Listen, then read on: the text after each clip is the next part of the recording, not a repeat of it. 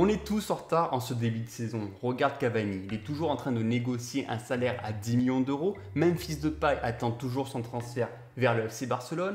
Et Arsenal pense que Houssam Aouar vaut 30 millions d'euros. Et moi, j'ai oublié de faire mon classement de Ligue 1. Mais en tout cas, ce qu'on attend dans cette vidéo, c'est que je vais le faire dès maintenant. Allez, c'est parti. En dernière position, je pense que Dijon, qui a terminé 16e l'an passé, ne propose pas vraiment du jeu en ce moment. Ils accusent encore un retard avec seulement un point pris sur 5 matchs, ce qui reste très peu. Et c'est surtout qu'ils n'ont pas encore proposé un jeu collectif bien huilé.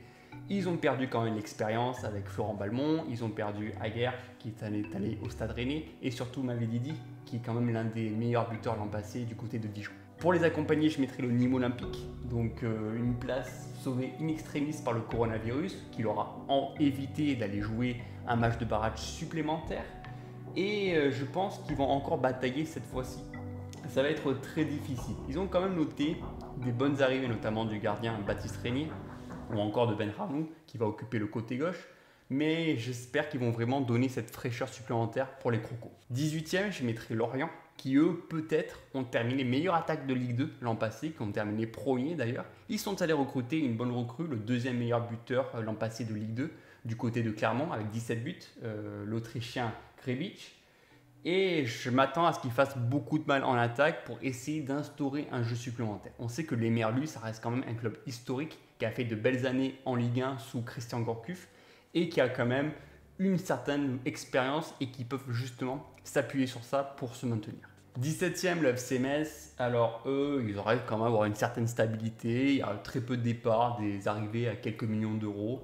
J'ai un petit peu peur qu'avec le départ de Habib Diallo, qui a marqué quand même 12 buts l'an passé, qui était quand même une grosse force offensive. Bon, il n'est pas encore parti, mais on parle d'un départ probable. Je pense qu'il va quand même pas mal manquer à cette équipe des Lorrains. 16e, le Stade de Reims. Alors eux, l'an passé, ça a été une saison assez euphorique, avec une force défensive assez satisfaisante, notamment avec la charnière Dizazi et Abdelhamid. Et dans les cages, le gardien Rajkovic, qui a été l'un des meilleurs dans cet exercice lors de la saison 2019-2020. Mais j'ai un petit peu peur que cette année, ce soit leur faiblesse. Ils n'ont pas réussi à recruter, à compenser ces départs. Ils ont aussi perdu Hassana Kamara, qui était l'un des meilleurs latérales gauche en passé du côté de Reims. Et ils ont eu là pour le moment, ils sont en train d'accuser un petit peu le retard au tableau d'affichage, notamment à cause de leur match d'Europa League, qu'ils ont malheureusement raté. Et ce n'était pas non plus une grosse source offensive, seulement 26 buts marqués, soit la deuxième pire attaque de Ligue 1 l'an passé, juste devant Toulouse. 15e, je dirais les Girondins de Bordeaux qui, eux, ont eu des problèmes avec la DNCG cet été, qui ont eu des petits problèmes, finalement, qui ont été relaxés. On sait qu'ils peuvent s'appuyer sur leur grosse force défensive avec l'expérience d'un Kolchani associé à Paul Bass, qui eux quand même ont le niveau Ligue 1 pour remonter un petit peu la pente. Ils sont en train de démontrer en ce début de saison qu'ils ont encaissé seulement que 2 buts en 5 matchs, donc c'est assez énorme. Le problème, ça va être devant, c'est assez terne. On attend beaucoup d'un Preville, on attend beaucoup d'un Rémi Houdin, et pour le moment, ils n'ont pas le rendement attendu, et c'est ça qui est dommage du côté de Bordeaux. Et je pense que sur toute la saison, si tu n'arrives pas à les gagner des matchs, ou si tu n'arrives pas à les marquer plus de buts, et ben, tu n'auras pas forcément des résultats positifs. 14e, le Racing Club de Strasbourg.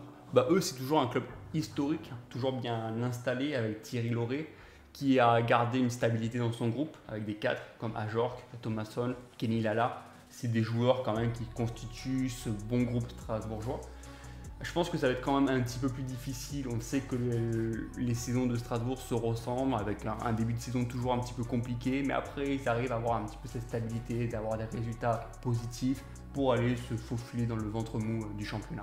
13e, le FC Nantes, comme l'an passé. Alors pas grand chose à dire sur le club des Canaries. On sait très bien que celui qui fait plus de bruit, c'est probablement le président, Valder Marquita. Après, tu fais toujours confiance à Christian Gourcuff, qui a cette expérience pour aller mener un groupe, qui a une philosophie de jeu, de toujours te calmer, de toujours avoir les bons mots pour influer son équipe, aller chercher des résultats. Voilà, ce sera toujours une année supplémentaire sur le banc de touche et une année de maintien. Alors 12e, le Racing Club de Lens, une belle équipe en ce début de saison, une équipe qui a été bien préparée, qui a réussi vraiment à proposer du jeu sur le terrain, qui ne s'est pas laissé démonter par rapport à l'adversité. Ils sont allés battre quand même le Paris Saint-Germain 1-0 malgré l'erreur de leur gardien. et avec notamment des recrues comme Facundo Medina, comme Galogo qui est très en forme en ce début de saison, ou encore l'ancien de l'Udinese, Seko Fofana. Donc vraiment, ça a été un recrutement assez intelligent qui ne s'est pas laissé démonter, qui a essayé d'être le plus actif sur le marché des transferts. Et c'est vraiment appréciable ce qu'ils sont en train de réaliser sur le terrain. Et j'espère vraiment qu'ils vont pouvoir tenir de la même façon tout au long de la saison. 11e, je mettrai le SCO Angers. Alors Angers, c'est un homme sur le terrain, Stéphane Moulin, qui l'a depuis 2011, qui a vraiment cette confiance de la part de la direction. Et il instaure toujours ce petit jeu de familial, ce petit jeu de possession, qui n'a pas peur. On sent vraiment qu'il ne se met pas trop de pression sur les épaules. Il a ses cadres, comme Romain Thomas en défense, ou encore Saka Tube en attaque. Ils ont toujours eu la confiance du coach. Et je pense qu'avec l'arrivée de Paul Bernardoni dans les cages, qui est l'un des espoirs français à ce poste-là, je pense que ça va vraiment leur faire du bien, notamment dans ce secteur défensif. 10e, je mettrai Brest. Donc c'est une équipe qui sent le ballon, qui instaure un jeu de pressing, qui instaure un jeu fidèle à la qualité de Dallaglio, qui n'hésite pas à aller de l'avant, qui essaye toujours d'aller chercher la balle, qui essaye toujours d'aller récupérer la balle le plus bas possible. Il peut aussi compter sur ses attaquants comme Gaëtan Charbonnier ou encore Ivan Cardona qui ont planté pas mal de buts et qui peuvent tourner à peu près à 8-10 buts à la fin de la saison. 9e, je mettrai l'OGC Nice. Alors Nice a été l'équipe le plus active sur le marché des transferts dès le début de l'été. Ils sont allés recruter Assana Kamara, Amin Gouiri, Morgan Schneiderlin ou encore Ronny Lopez. Donc ça fait quand même pas mal de qualité technique supplémentaire, surtout que tu n'as pas forcément dégraissé ton effectif, mis à part le départ de Malang Sarr du côté de Chelsea, ou encore de Christophe Herrel en défense centrale, mais tu peux t'appuyer sur des cadres comme Benitez dans les cages, Dante ou encore Dolberg en attaque. Mais le problème, ça vient pas du terrain, je pense que ça vient surtout du banc de touche. Patrick Vieira n'arrive pas vraiment à instaurer un jeu tactique performant pour aller vraiment planter plus de buts, pour aller proposer du jeu dynamique sur le terrain. 8e, je mettrai Lille. Alors je sais qu'il y a pas mal de gens qui mettraient Lille un petit peu plus haut. C'est vrai qu'ils peuvent compter sur leur solidité défensive avec dans les cages McMaignan ou encore une charnière Fonte-Botman. Ils ont perdu Victor Osimhen qui a été quand même un sacré espoir. Ils ont perdu il y a 2 ans Nicolas Pepe et maintenant je pense qu'ils essaient peut-être de mettre une pièce sur le Canadien Jonathan David. Mais après j'ai un petit peu peur que Galtier n'arrive pas à instaurer une équipe compétitrice sur la durée et j'ai peur que cette jeunesse offensive ait du mal à planter des buts et à ne pas être aussi efficace que les 2 dernières saisons. C'est que mon avis, bien entendu. 7e, l'AS Saint-Etienne. Alors, en tant que supporter lyonnais, ça me fait mal de dire ça, mais je trouve qu'ils ont un bon projet de jeu. Je trouve que Claude Puel a mis les points sur la table pour aller virer des Caseries, Villa, Ruffier. Et finalement, il s'est dit, ok, je vais instaurer une jeunesse. Il va faire confiance à cette jeunesse, que ce soit Masson, Aouchiche ou encore Denis Bouanga. Et tu vois que ça marche bien sur le terrain. Tu sens qu'ils n'ont pas peur, ils n'ont pas froid aux yeux.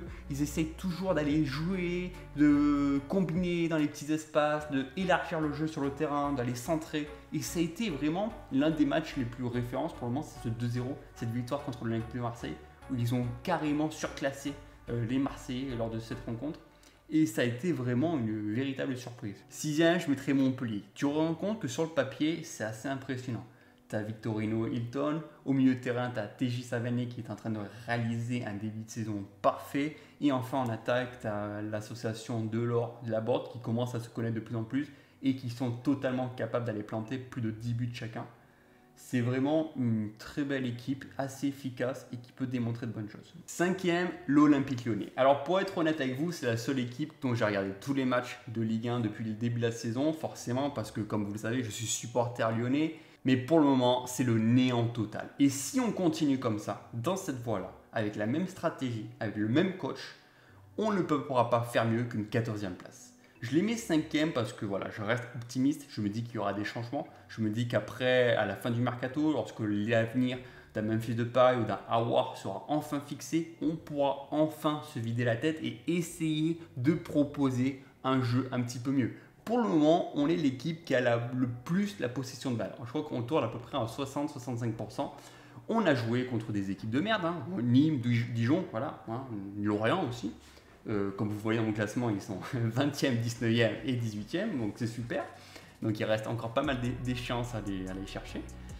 Et le seul responsable de ce chaos footballistique, c'est bien entendu l'homme sur le banc de terrain, le banc de touche, qui s'appelle Rudy Garcia, qui n'aligne pas forcément la bonne tactique en fonction de l'adversaire, qui n'arrive pas à proposer un jeu de l'avant. On voit des joueurs qui sont censés être deux pistons, donc t'as Cornet et Dubois, qui sont nuls au niveau des centres. Je crois qu'ils ont réussi 3 centres sur 100 tentés au total. Donc c'est vraiment un ratio nul. On n'arrive pas à faire quelque chose avec le ballon, on n'arrive pas à être dangereux. Et aujourd'hui, à ce niveau-là, l'Olympique Lyonnais ne fait plus peur à personne. Je vais essayer de rester optimiste jusqu'à la fin de la saison, mais honnêtement, j'ai vraiment peur parce que j'ai vraiment envie que l'Olympique Lyonnais retrouve une place européenne, mais on ne peut pas espérer retrouver la Ligue des Champions en jouant de cette façon-là. Quatrième, l'Olympique de Marseille. Eux, c'est un petit peu pareil. Ils sont en train de perdre leur rythme et leur dynamique. C'est seulement à la 5e journée et j'ai l'impression qu'ils sont déjà tous fatigués.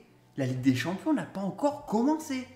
Tu sens qu'il y a des Dimitri Payet, des Florent Thauvin, où le niveau commence à régresser match après match.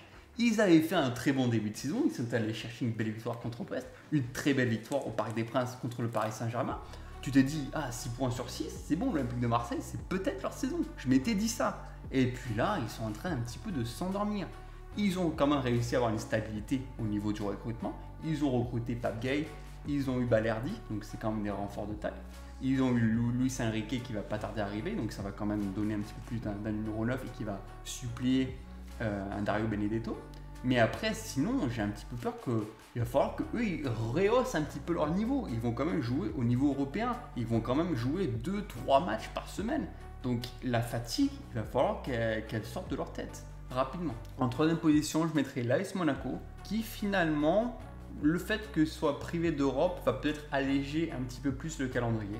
Ils ont fait confiance à Niko Kovac. Je m'attendais à me dire, il n'a pas fait toujours de bonnes choses du côté de Bayern Munich, mais peut-être que le Bayern Munich, c'était une étape beaucoup trop haute pour lui. Et là, il arrive du côté du Rocher. Il a quand même des joueurs de qualité. On parle de Ben Yedder, de Fabregas, encore de Lecomte dans les cages. Donc ça fait quand même plaisir. Il y a toujours ce trafic de prêts de joueurs chaque année. Donc ça, c'est quand même assez particulier avec toujours un effectif qui ne cesse de changer année après année. Ils se sont enfin débarrassés de Kevin Glick en défense, qui n'arrêtait pas de faire des erreurs défensives lors des 2-3 dernières années. Et voilà, je pense qu'ils essayent de se réinstaurer un jeu de possession, un jeu de combinaison. Et je pense que pour le moment, en ce début de saison, c'est l'une des plus belles équipes de Ligue 1. Et ça fait plaisir à voir. Voilà, aujourd'hui, ils sont en train de jouer sans public. Donc ça ne change pas d'habitude. Et ça fait plaisir pour l'AS Monaco. En deuxième position, je mettrai le Stade Rennais. Voilà, belle surprise, belle progression. Un club qui ne cesse de progresser année après année. Là, ils vont retrouver la Ligue des Champions. Je m'étais dit en début de saison, tu vas mettre Rennes en Ligue des Champions, putain, qu'est-ce qu'ils vont foutre? Eh bah écoute, ils sont en train de me donner tort. Parce que cette équipe est en train d'instaurer vraiment du très beau jeu avec aux commandes de Julien Stéphan, qui peut faire confiance au milieu de terrain à l'expérience d'un Nzonzi ou encore associé à un Camavinga. C'est toujours impressionnant de les voir ensemble. Mais aussi, la belle surprise, je pense que c'est Guirassy, qui est déjà à 3-4 buts, je crois, depuis le début de la saison et qui ne cesse d'impressionner les détracteurs. Et c'est le Stade Rennais, c'est probablement l'une des équipes qu'il va falloir suivre tout au long de la saison. Et s'ils continuent comme ça, ils peuvent vraiment être récompensés par une belle deuxième place. Malgré leur début de saison un petit peu délicat, sous tension, on va dire dans la continuité de leur défaite en finale de Ligue des Champions, le Paris Saint-Germain, avec l'effectif qu'ils ont, avec des Mbappé, avec des Neymar, avec des Di Maria, vont être champions. Aujourd'hui, ils n'ont pas vraiment de concurrence. Ils ont accusé peut-être 2 défaites dès leurs 2 premiers matchs, mais voilà, ils ne sont pas en première ligue. Ce retard-là, ils vont le rattraper rapidement. Il n'y a aucune équipe à l'heure actuelle qui est capable de rivaliser avec le Paris Saint-Germain en termes de points, surtout de la longueur du championnat. Donc vraiment, ils ont toutes les capacités de continuer, malgré je trouve que le Paris Saint-Germain sous Thomas Tuchel, c'est pas vraiment le plus beau jeu européen, mais à eux de progresser aussi de cette façon-là, à eux aussi de donner un petit peu plus de volume de jeu à ce milieu de terrain. Il va falloir s'améliorer parce que il y aura un retour en Ligue des Champions, il y aura quand même des coupes à aller chercher, faire aussi mieux que l'an passé. Voilà, ça va être à eux de démontrer s'ils en sont capables ou non. Merci à tous d'avoir suivi cette vidéo. N'hésitez pas à me dire dans les commentaires quel est votre club de cœur. Voilà, j'ai envie de savoir. Et dites-moi aussi quel est votre classement final pour cette Ligue 1 2021. Et nous, on se retrouve la semaine prochaine pour une nouvelle vidéo. Salut!